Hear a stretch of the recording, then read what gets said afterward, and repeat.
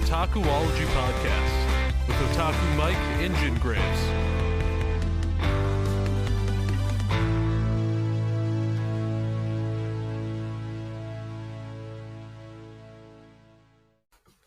Hello and welcome back to the Otakuology Podcast. I'm Otaku Mike. With me as always is Jingraves.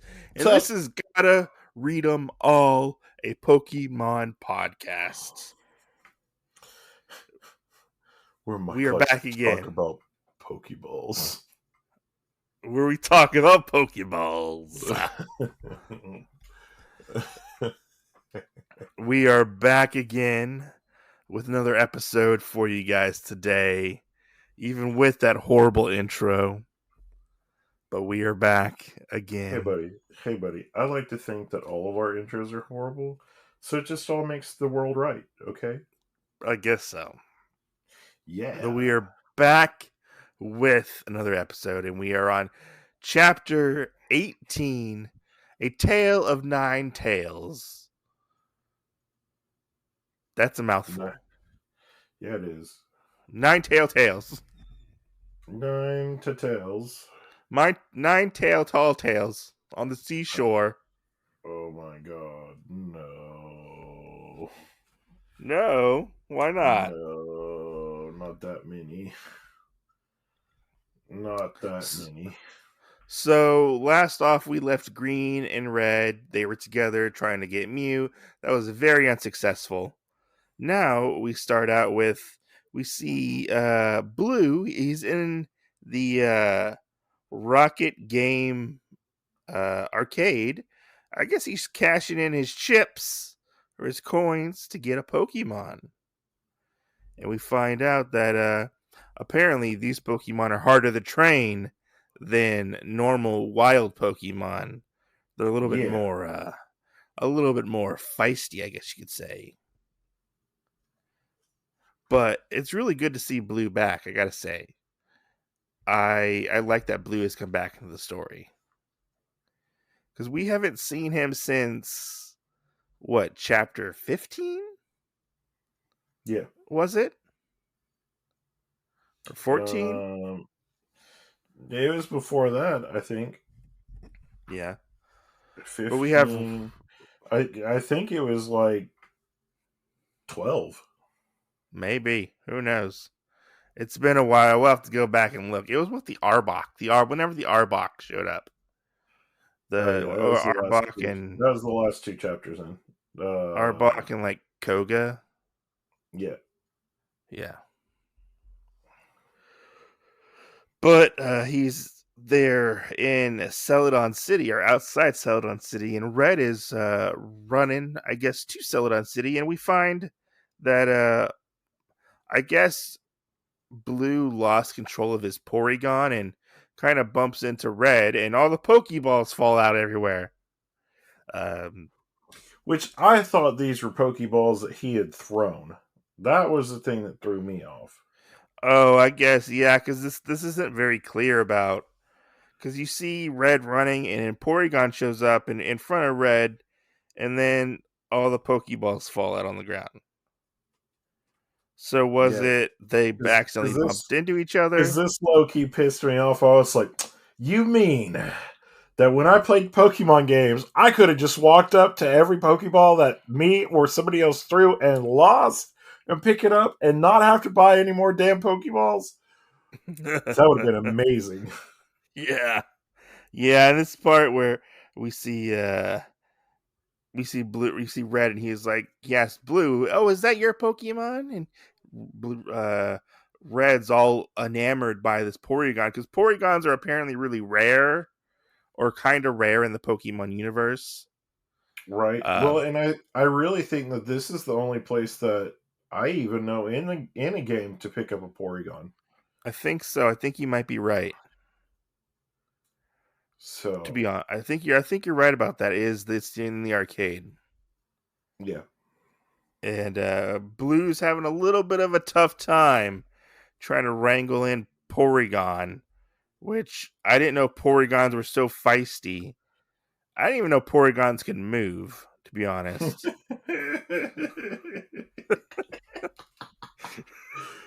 I didn't know Porygons moved. I mean, I never used Porygon ever in a Pokemon game. Well, off of the last one that we talked about, I think like Jinx, Porygon is one of the most underused Pokemon when it comes down to it, because the same thing, like if you don't go to the arcade, like you can't get one. Yeah, true. And you have to play the slot machines to get one. And play all those little mini games and whatnot. Right.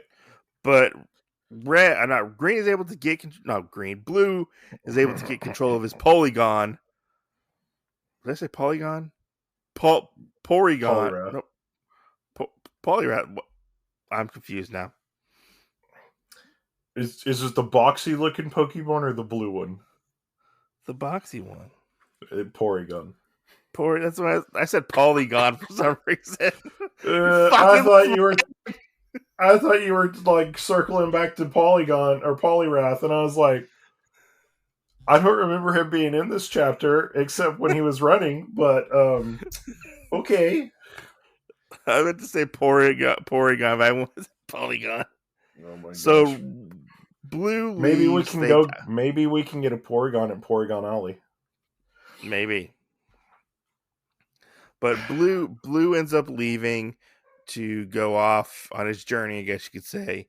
And red happens to run into this woman and I think her daughter, and they're being attacked by a Rhyhorn, a Marowak, and a Graveler. I hope I got those Pokemon right. And red's like, all right, it's my chance to be a hero.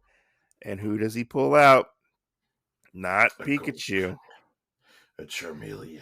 He pulls out Charmeleon. He's like, what the fuck is going on? What the fuck is going on? And he finds out none of his Pokemon are with him whatsoever. So He's got Golduck, Machamp, Pidgeot, and then Scyther. Right? Yeah. Golduck, Machoke, Pidgeot, Scyther, and then Charmeleon. And none of these Pokemon end up listening to him whatsoever. I like this part. He's got the Porygon, too. Oh, true, he's got Porygon. But none of these Pokemon listen to him, and Red gets stomped the fuck out by the Rhydon, or the Rhyhorn. Yeah. It's like Godzilla stepping on a little person. Like a person, it seems like. I like that he's inside the imprint of the of the foot. Well, it made me think of the opening of Gravity Falls where they're looking at a footprint and they're inside of a footprint. Yeah. So they think that they're looking at Bigfoot and there's an even bigger foot. Or like the T-Rex mark, where the water's vibrating in it. And I was like, man, this is weird. Yeah. Because they're not supposed to be that big. But none of the Pokemon want to listen to Red. They kind of turn their backs on him and put their noses up in the air. Like, we don't want to deal with you. And they start like exercising and jogging. And he's like, what the fuck are they doing? Are they just sitting around here jogging and not what's going on? Like, why are they doing this? Because as you find out that Blue trains them like this. They're all about training. Automatically working out? What the fuck? Yeah, like what the fuck? And I think this part's really funny where they go into the water, or Red goes into the water. He's like, come on, guys, let's go for a swim. The water's nice. And you see Charmeleon, he's like, I can't fucking get in the water. What the fuck you trying to do? Kill me? I think it was like, I'm ready. I'm ready. We get the reverse on this, and we see what happened to Blue, and Blue has Red's Pokemon, and he's training them and trying to get them all like pumped up, and I guess they're listening to him. Maybe Blue is the better trainer in this scenario. And I like this. I don't know. So because we get this Blue being hard doing a training regiment, and we get Red kind of being the one slacking off and everything. And I really feel like looking at this, what it's telling us is, even though you can work your guys hard and you can have free time too. So it's kind of like finding that happy medium in between. Yeah, no, most definitely.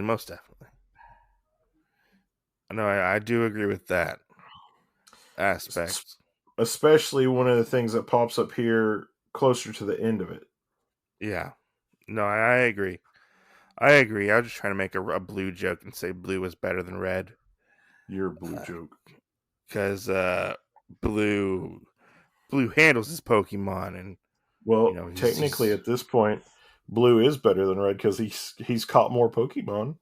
That is true. But I like this scene where it's like we see 3 days later, and 3 days later, Red is camping with Blue's Pokemon.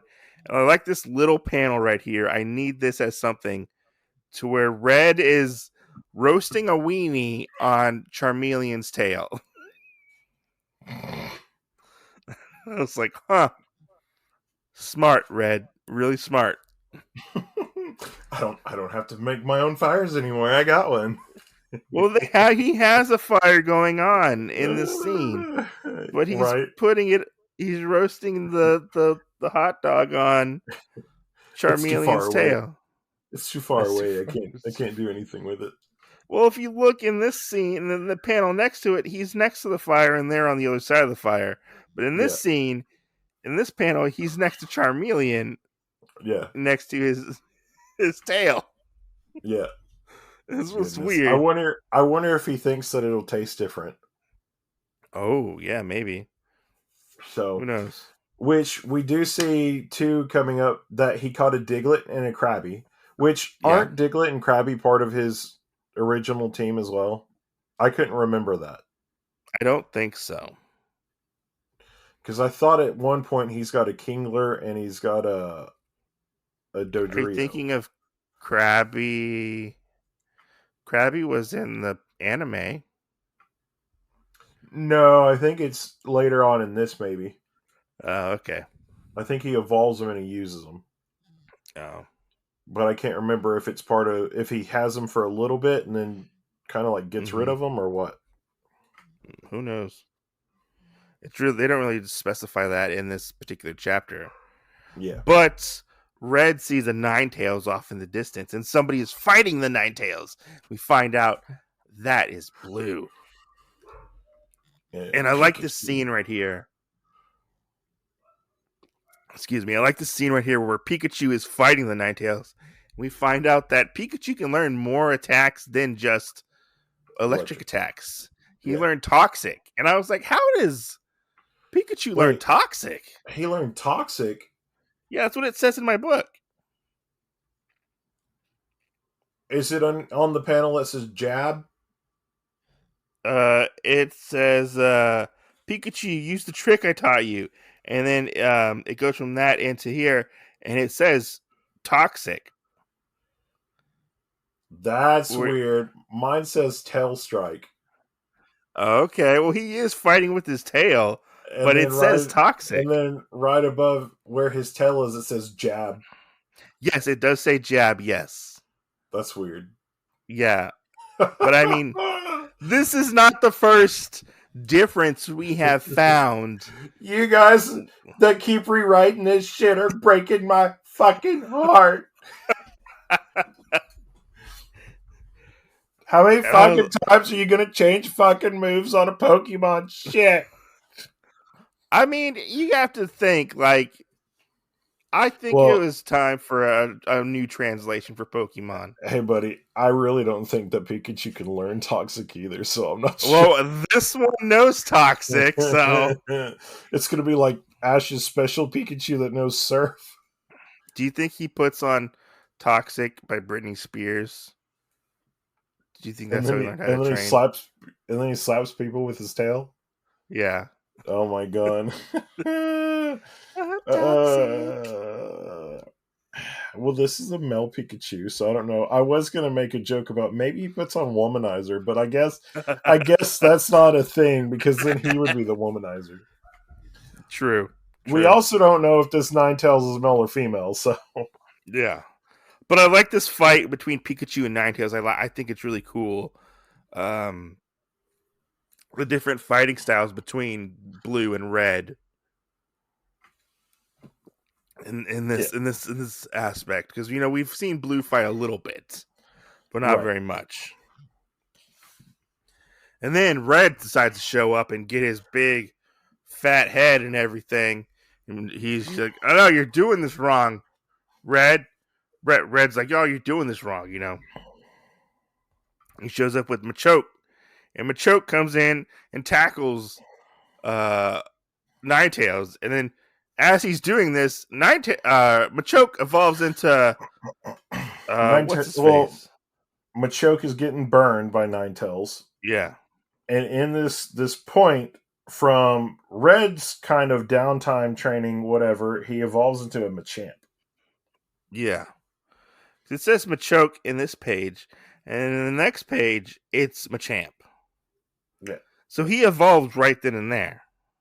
yeah, yeah. As he was pinning down, Yeah, Ninetales. Yeah, but red, no green, no blue takes Red's Pokeball, throws it at Ninetales, and captures the Ninetales. I think that's what no, they happens. both throw a Pokeball together. Oh, did they? Oh, Yeah, and then Red's complaining about his got there first, and um, he's talking about his Machamp weakened it. Which the thing is, I agree that Machamp helped, but the other thing is that I feel like he should have said is, "Well, I used your Pikachu and beat the shit out of it." Okay. true. Yeah, Machamp put those MMA elbows onto Ninetales. You can see him in the picture. He's literally like elbowing him in the face. Right. Yeah. He's got him in that suppression hold. Yeah, but Blue is able to get the Ninetales away from Red, and now Blue has a Ninetales. Right. And his Yeah, Machamp. Which but I like this scene. I like this scene. That scene was cool. I And question on the next one because we do see this thing, which we do have those supernatural power things that we find out every. I almost said Digidestin. Every main Pokemon trainer has, yeah, and I can't remember what it is, but I think Reds is knowing how to make them comfortable enough to evolve faster. yeah, I think this is one of the first big ones besides Poliwrath that we actually see. yeah. Because Um, he kind of comforts all of Blue's Pokemon. right, right, and I love that because we have this. He's like, oh well, I made Red's Pokemon twice the fighters that he ever could, but But there was something off because how could I train Machamp or Machoke, my bad, whatever, so much and still couldn't ever get him to evolve while Red was able to do it with ease. hmm I like this scene right here where we see Blue with his Pokemon, and like Porygon is snuggling up to it. Yeah. Oh man, everybody's so happy go lucky. And they're all like, "Oh, we're happy, yay!" Although when you look at the expression on Ninetales' face, it's like, what's going on? Did I miss Like something? like what the fuck? Yeah. He's Which I got really that wonder. nervous sweat drop going on. I wonder who he's going to trade around. If he's going to send Ninetales back, or if he's going to keep Ninetales and send somebody else back. Hmm. That way he Well, has his team of six. He's got 7 Pokemon. You're right. Yeah, so he's going to have to Yeah. send somebody back. I wonder if he's going to send Machamp back, or if he's going to send Ninetales, or if he's going to pick one of the other ones. I would like them to keep Ninetales and probably send Pidgeot back. You take that back, mister. I want to see what he does with Porygon, to be honest. That's true. Like I want to see I want to see what Porygon can do. Great. I've never gotten to see it before. I want to. I've never gotten one before. I don't know. I don't know what he does. I want to see. I don't even know if he moves. That's true. You did say that. Does he move? Uh, but going down to the end of this, because this is right before we get into it's split down the middle. Chapter 19 starts on the next page. But we have where Ash is kind of playing with the Pokemon, and all of them have. You mean Red? Yeah, Red. My bad. And all of Red's Pokemon have these serious looks on their faces. Like, they look like they're about to kill him. They do. And he says, "Hey guys, let's go for a little cycle training. Let's go." And they're all serious. And he goes, "I bet you can't catch me." And he's like, "Oh my god. You're scaring me. Stop." Yeah. So, I mean, the Pokemon both learned something in this. Right. They both took something away from each trainer. Right.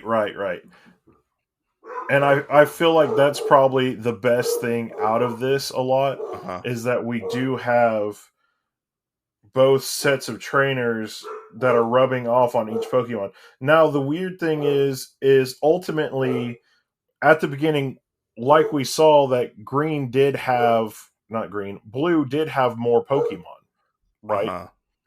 Well, the other thing we have to see with this now is that even though all of this stuff has kind of rubbed off or whatever, and Red or Blue had 3 of the Pokemon to train, but this all says hi. Isn't the entire... Yeah, somebody knocked on the door. I think I got a package in the mail. So my dogs are saying hi back. Hey buddy. Hey buddy. Hey buddy, what's going on? Yeah, they were getting ready for me to get on the cycle and run for help. But we do see that. We see where even though these are the only 3 Pokemon really that Blue trains of Red's, we do get to see more out of it. So I think at the end of this chapter, we do see more of how Red is a better trainer than Blue to some extent, because Blue mostly keeps this same team going forward. And Red just has these 3 that Blue has influenced. So I think it's kind of a thing, kind of like we said before, like Red does have to get a little more focused on some training and whatnot, but and it'll happen eventually, but hopefully. But I think it also was a wake-up call for Blue to, for your Pokemon to evolve, for them to go through this, you can't rigorously keep having them do this stuff. You have to have some fun time. You have to do some of this other stuff. That way your Pokemon will turn around and will actually evolve and do all this other stuff, because they have to feel as comfortable as you're making it as well. Yeah, no, I totally agree with that aspect. It's like they basically took things away from each other as well, and they took away from the Pokemon. Right? It's like a reverse training or something. Sort of, yeah. So what'd you think about this chapter? I think so far out of this book, this is probably my favorite chapter. I did enjoy this chapter quite a bit. I liked seeing Blue return. I liked the different dynamics between the Pokemon and what they were doing. Nothing really too spectacular story wise. It's a very low key story. There's no stakes in the story whatsoever, and it's simple story, and almost like a palate cleanser of some sorts. Right. Yeah. Essentially, yeah. Yep. I do have to say that, because we are getting to where different people are becoming more valuable as we kind of move forward from there. And I think it is becoming more of a good laid out story, where we have these things that Red is focusing on a little more, as well Yeah. as some other bits and pieces, because we are trying to keep Blue into it, but in this first thing, it all really is based around Red. Yeah, true. So, Yeah. but yeah, But so as always, yeah. yeah, so our next one Is will number be 19. number 19. Blame it on Eevee. So stay tuned for the next exciting episode of Gotta Read 'Em All as we journey farther into Pokemon Adventures, Chapter 19, and obviously we'll get to see an Eevee. Yeah. And so hopefully it's relevant to the chapter, unlike most of the other guys. True. But yeah, stay tuned for more great content coming from the Otakuology podcast. Check us out on everywhere, honestly. All podcast platforms. Check out our YouTube channel, Otakuology Podcast, and the Gotta Read 'Em All Pokemon channel Right.